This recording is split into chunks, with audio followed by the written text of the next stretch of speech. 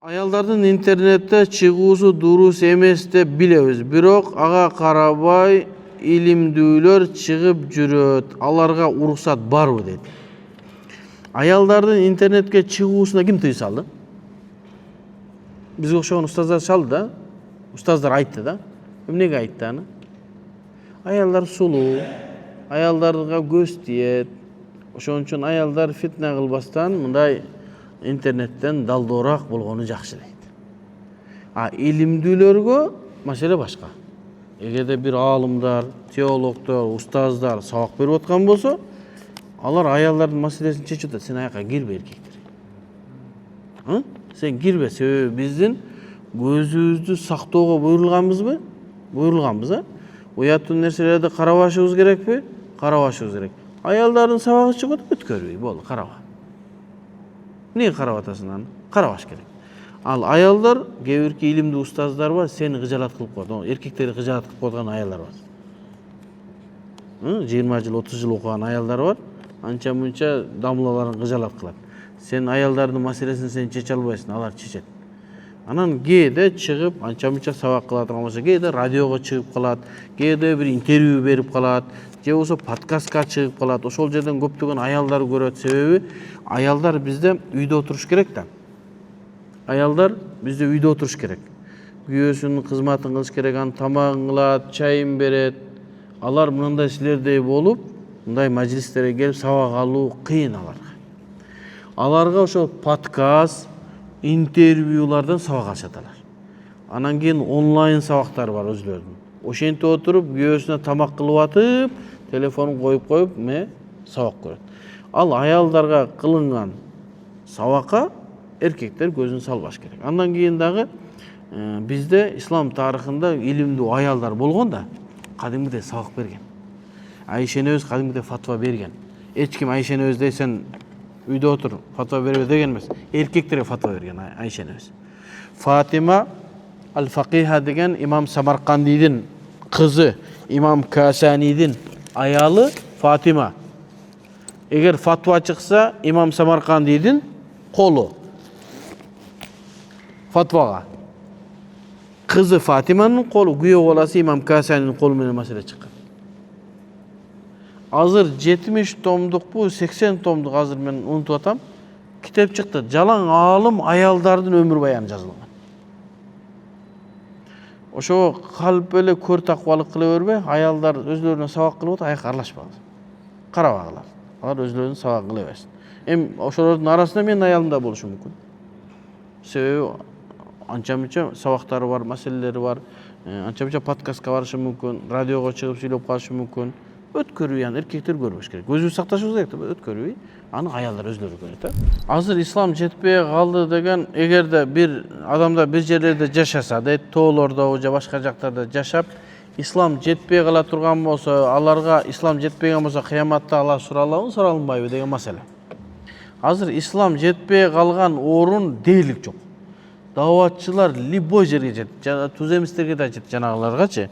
Жана Африкада бирөө жүрөт, азыр кыргыздар жүрөт да, көрүп атасыңарбы? Фатиха үйрөтүп атышат. Намаз үйрөтүп атышат, көрдүңөрбү?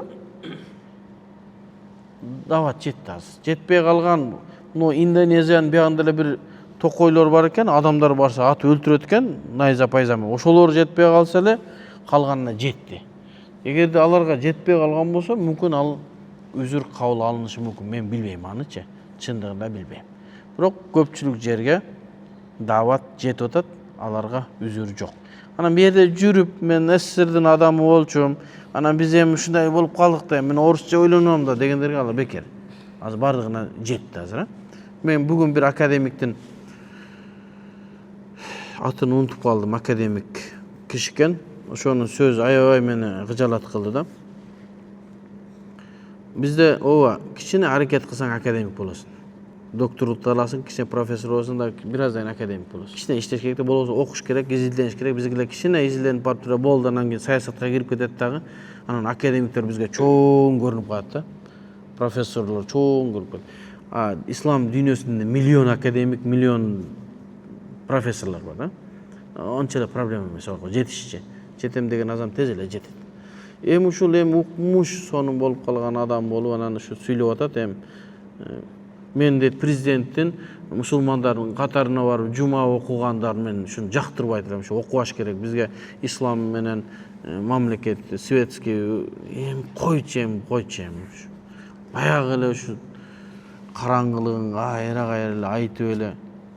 Ол да эми уят, ал модадан калды. Жана Бакиевчилер деген модадан калды го азыр. Калды элечи. Ол да эми ол биз светтик, биз башка, анан биз дин бөлүнгөн койчу эми. Кайра сыймыктаныш керек. Ошо жерге президенттер барып, биздин чоңдор барып, мечиттерде намаз окуп аткандыгы адамдарга бир стимул болот. Президенттер келип намаз окуп атат дейт. Ал деле инсан, эртең сен да жооп бересиң, президент деле жооп берет, мен деле жооп беребиз. Аллахтын астында баарыбыз бирдейбиз. Намазың, анын мамлекет мындай, светский мындай, андай эмес. Эми ошол караңгылыктан чыгыш керек. Кээ бирке өткөндө Эрнест Кыязовдун немесине, подкастына жооп берип атып айттык да ошо. Ленинди ата дегенсизби дейт. Мен эмес, профессорлор деле ата деген ошо. Жаш мезгилде мектепте баарыбыз ата дегенбиз да. Биз го эми жаш экенбиз, билбеппиз. Азыркы ошого академиктер деле ошо Ленинди ата деп жүрөт да, дагы делечи. Болот, бисмиллахир-рахманир-рахим деп баштасаңыздар болот, бисмилла деп баштасаңыз болот. Эми кээде пайгамбарыбыздан риваят бар, саммилла. Я гулам саммилла. Эй бала, бисмилла деп айткын деген да. Саммилла деген бисмилла деп айткын дейт. Бисмиллахир-рахманир-рахим десеңиз толук айткан болосуз. Бисмилла десеңиз максат ишке ашат. Аллахтын аты менен. Мээримдүү жана ырайымдууну айтып койсоңуз, Аллах Тааланы улуулаган болосуз.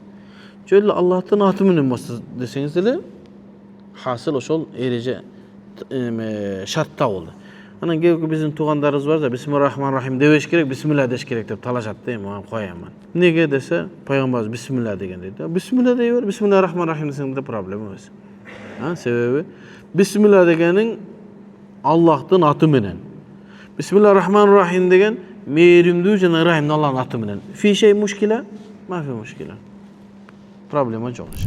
Жанагы лыжа тепкени барганда, анан бияктан дарат алып алып лыжанын үстүгө чыгып кеткен боюнча ошо коптонда түшөт да аларчы. Кечке чечпейт да, чарчаганча тебет экен. Мен андай нерсени тээп көрө элекмин. Эми ошол нерсеге мастарса болот дейт. Ал лыжадан бөлүм чыгабы, чыкпайбы?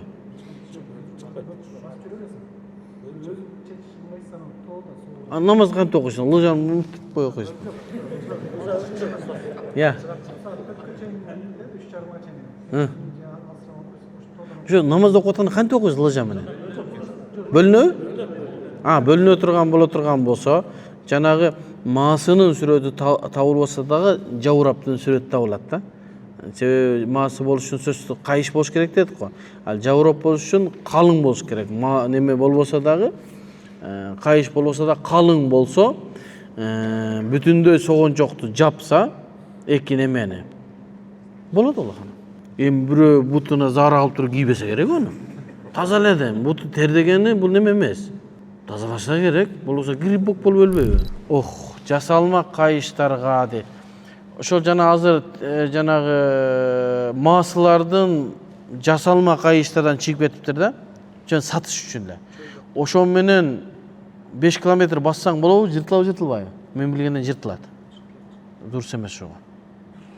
Анан кээ бирки дагы маасылар бар экен, өтө жука да, эптеп эле чыгарган да.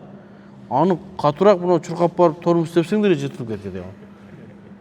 Андай боло турган болсо уже жарабай калат да. Ал ошол 5 километрге бассаң, ошондой кыйынчылыктарга чыдай турган болуш керек. Мына ошондо гана дурус болот. Ошого жанагы искусственный боло турган болсо, 5 километрде тытылып кете турган болсо, анда жарабай калат да. Алла, дарат өзү неме, уйку өзү даратты сындырбайт. Уйку качан даратты сынат, эгерде башка мүчөлөр жумшап кетип, ошоктон жел чыгып кетип, коркунучу боло турган болсо эмне болот? Дарат сынат. Ошон үчүн саждада уктап калганыңызда дарат сынбайт. Рукуда уктап калсаңыз дарат сынбайт. Кыямда туруп калсаңыз дарат сынбайт. Эми машина маселесинде машинеге отурганда дарат сынып калат, себеби жөлөнүп отурган болосуз да. Жөлөнүп отурасыз да немегечи? Столго, ошого аны алып салса жыгылып түшө турган даражада боло турган болсоңуз, анда дарат сынып калат, кайра дарат алыш керек да. Фатва ушундай, акыркы фатва. Суроо. IT тармагында иштеген адамдар Banktарda иштесе болобу болбойбу. Себеби банктын бүтүн маселелерин карайт. Эми банкта ал жерде сүткорлук берилет, башкасы бар, арам нерселер бар. Мен ушул устаздар менен ушу келише албай аткан бир маселем бар. Биздин Ханафи мазхабтагы кээ бир эрежелерди, муътамат, туура эрежелер бар да, ошол эрежелерди түшүндүрө албай атам да. Мисалы үчүн бизде зимми дейт да, мусулман мамлекеттин ичинде жашап аткан капырлар, христиандар болсун, еврейлер болсун, же такыр эле динсиздер болсун, алардын укугу биздин укугубуз кандай болсо корголгон. Алар бизге налог төлөйт, биз аларды коргоп берүүбүз милдет. Эгерде мусулман болсо, биз менен бирдей укукка ээ болот, налог төлөбөйт. Аларга сунуш кылынат, налог төлөйсүңбү же исламды кабыл аласыңбы? Исламды кабыл алам десе, налогдон бошотулат.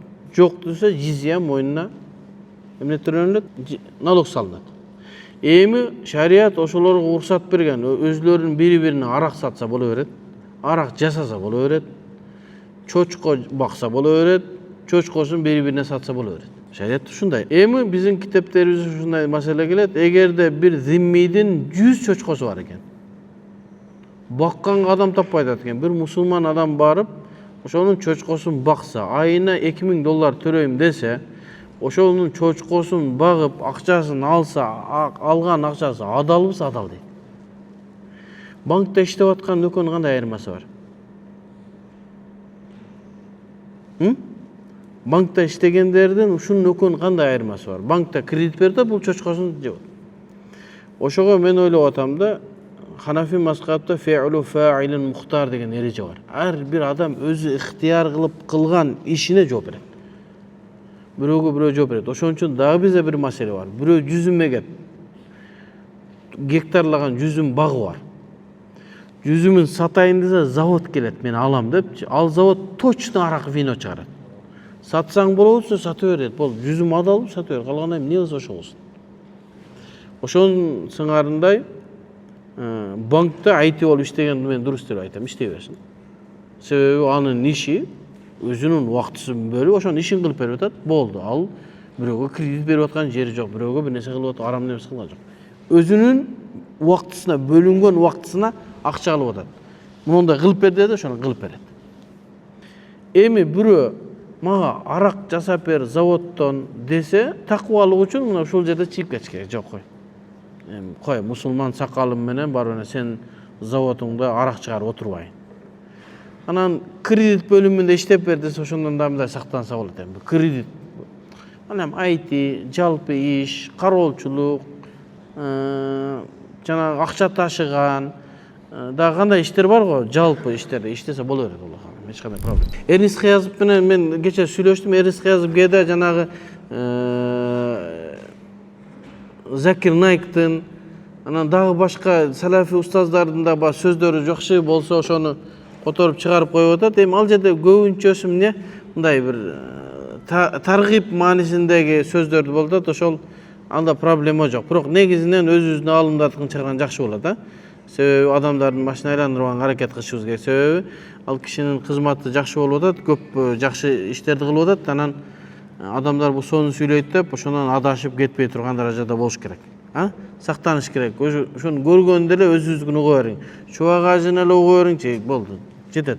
Өмүрүбүз жетпейт азыр. Ошону сүйлөп койгон сөзүнү угуп бүткөнгө анча-мынча адамдын өмүрү жетпейт. Бүттүк анда азыр имам келет, качып кетелибиз, Ва саллаллаху таала хайр халк Мухаммад ва аля али ва сахаби ажмаин. Амин.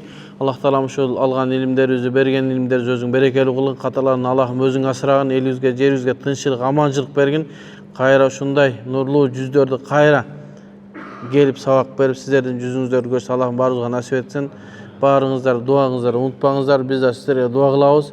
Кайра ушу сабактан жолугушканга чейин аманчылык болуп, Аллах таалам өзү баарыңыздардан разы болсун. Раббана атина фид дуния хасана ва фил ахирати хасана ва кина азабан нар. Рахматка. Аллахым разы болсун.